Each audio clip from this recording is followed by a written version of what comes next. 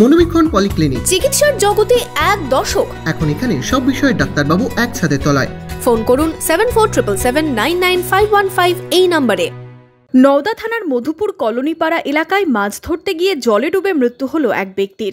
দুদিন পর পুকুর থেকে উদ্ধার হলো দেহ। জানা গেছে, মধুপুর কলোনিপাড়া এলাকার বাসিন্দা বছর 50-এর দয়াল মণ্ডল বৃহস্পতিবার সন্ধ্যায় জাল নিয়ে বাড়ি থেকে কিছুটা দূরে বিলে মাছ ধরতে গেছিলেন। জাল পাতার সময় সেই জালে জড়িয়ে বিলের জলে তলিয়ে যান তিনি।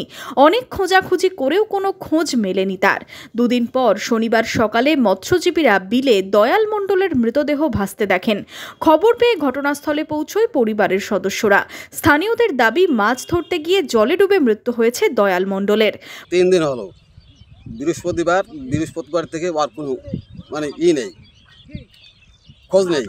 তা খোঁজ করতে করতে দেখা গেল এই বিলে যারা মাছ ধরে তারা একজন বলল ওই পুকুরে একজন দয়াল মণ্ডল বলে এই মাছ ধরতে এসে সেই জলে ডুবে মারা যায়। মারা যাওয়ার পরে তারপরে সেই লোকজন আসলো, আসার পরে সব জায়গায় জানাশোনা হলো। খবর পেয়ে ঘটনাস্থলে পৌঁছে যায় পুলিশ। মৃতদেহ উদ্ধার করে ময়নাতদন্তের জন্য পাঠায় পুলিশ।